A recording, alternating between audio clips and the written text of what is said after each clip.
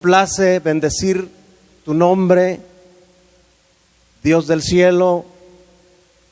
Por eso en este momento unimos nuestras voces con miles y miles de personas alrededor del mundo, gente que ha sido alcanzada por ese sacrificio, ese milagro, y por eso nos regocijamos y nos complacemos en ese Dios que hemos conocido. Bendito sea el nombre del Señor. Vamos a dejar ya este tiempo para lo más esencial. Es la palabra que usamos ahora mucho, lo más esencial.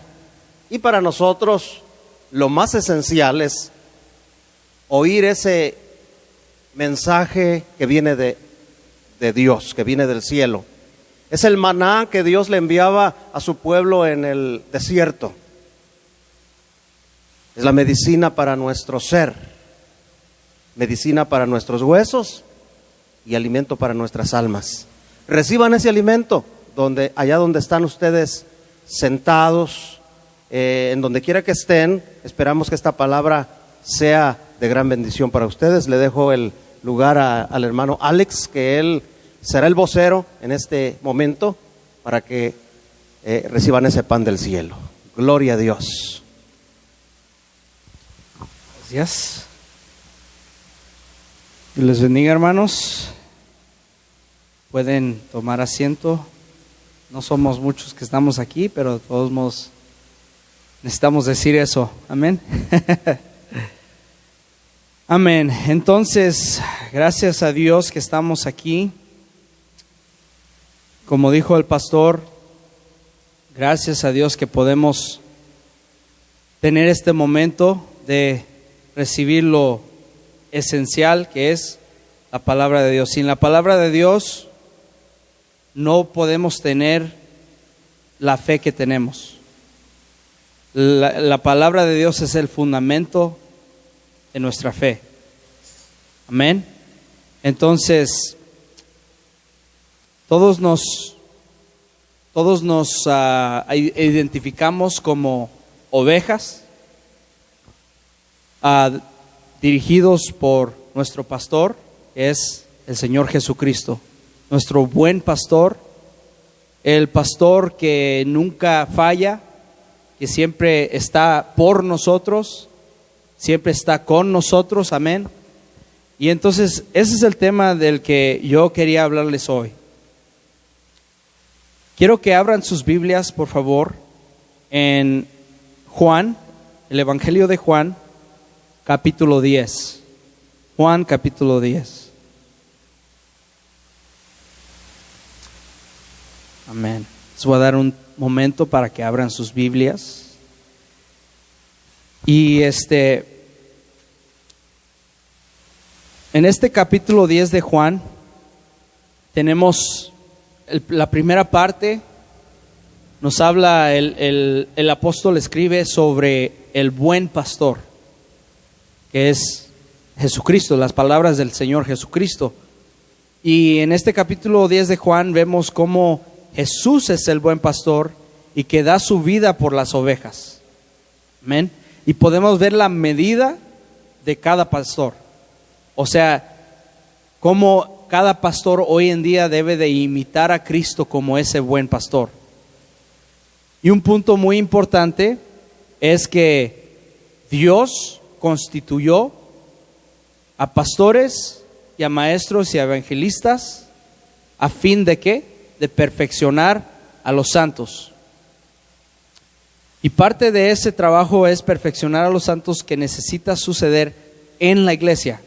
Claro, hoy en día se nos cambió eso por estos días y de muy repentinamente, muy de sorpresa, ¿verdad? Yo en lo personal nunca pensé que íbamos a tener que predicar en una iglesia casi vacía y poder transmitir esa predicación en cada hogar.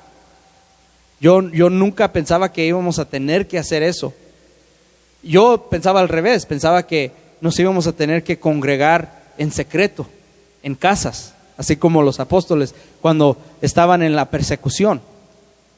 Nunca me imaginé que íbamos a estar de esta manera, pero una cosa que quiero que recordemos es que después de todo esto, la iglesia, la congregación de los santos no puede ser siempre cada quien en su hogar, sino que el Señor quiere que nos reunamos, que estemos juntos, que nos congreguemos, la asamblea. Como dice el Salmo, cuán bello y cuán delicioso es habitar los hermanos juntos en armonía. Y describe, es como el buen óleo, ¿verdad? Y da muchas ilustraciones y al final dice, porque desde ahí envía Jehová bendición y vida eterna.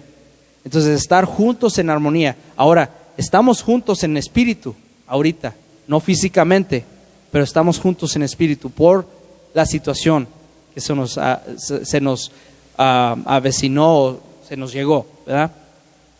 Pero creo que es un punto que debemos de siempre tener en nuestras mentes, que la asamblea de los santos es el programa que Dios estableció para perfeccionar a los santos, y ese programa es la iglesia específicamente cuando nos congregamos como iglesia local. Y por eso tenemos órdenes como no dejéis de congregarte como muchos acostumbran, ¿verdad? Pero eso es para cuando el Señor decida que todo esto cambie, porque acuérdense que Dios es soberano y que todo lo que sucede con un propósito. Pero hoy vamos a ver el tema de ser ovejas. Los que están viendo, ¿cuántos son ovejas de Cristo? Amén. Yo soy oveja de Cristo. Entonces, el tema es de ser ovejas de Cristo. En la primera parte del capítulo se trata del buen pastor, que es Jesús. Y en esta parte es de ser ovejas de Cristo. Muchas veces vemos gente que está en las iglesias y hasta pueden llegar a ser líderes. Y pueden llegar a participar mucho en la iglesia. Pueden llegar a tener un rol o un papel muy visual en la iglesia y todo eso. Pueden saber mucha Biblia, pero al final apostatan de la fe. Y muchas veces es porque tuercen las escrituras, tuercen la palabra de Dios. Y todo eso tiene raíz en el hecho de que no son ni eran ovejas de Cristo. Como dice 1 de Juan 2:19. Dice, salieron de nosotros, pero no eran de nosotros, porque si hubiesen sido de nosotros, habrían permanecido con nosotros. Pero salieron para que se manifestase que no todos son de nosotros. Pero también tenemos el resto de las personas que se les predica el evangelio y hasta se les presentan evidencias contundentes de la fe, pero al final nada los hace creer. Y simplemente en este pasaje que vamos a leer nos explica por qué. Porque no son ovejas de Cristo. Entonces, yo quiero que leamos en el Evangelio de Juan, capítulo 10, versículo 15 al 30. Dice así la palabra del Señor. Así como el Padre me conoce, yo conozco al Padre y pongo mi vida por las ovejas. También tengo otras ovejas que no son de este redil. Aquellas también debo traer y oirán mi voz y habrá un rebaño y un pastor. Por eso me ama el Padre, porque yo pongo mi vida para volverla a tomar. Nadie me la quita, sino que yo de mí mismo la pongo. Tengo poder para ponerla y tengo poder para volverla a tomar. Este mandamiento recibí de mi Padre. Volvió a haber disensión entre los judíos por estas palabras. Muchos de ellos decían, demonio tiene y está fuera de sí. ¿Por qué le oís? Pero decían otros, estas palabras no son de endemoniado, ¿puede acaso el demonio abrir los ojos de los ciegos? Celebrábase en Jerusalén la fiesta de la dedicación, era invierno, y Jesús andaba en el templo por el pórtico de Salomón, y le rodearon los judíos y le dijeron: ¿hasta cuándo nos turbarás el alma? Si tú eres el Cristo, dínoslo abiertamente. Jesús le respondió: os lo he dicho y no creéis. Las palabras que yo hago en mi nombre de mi Padre, ellas dan testimonio de mí. Pero vosotros no creéis porque no sois de mis ovejas, como os he dicho. Mis ovejas oyen mi voz, y yo las conozco y me siguen. Y yo les doy vida eterna, y no perecerán jamás, ni nadie las arrebatará de mi mano. Mi Padre que me las dio es mayor que todos, y nadie las puede arrebatar de la mano de mi Padre. Yo y el Padre uno somos. Inclinemos nuestros rostros y oremos al Señor.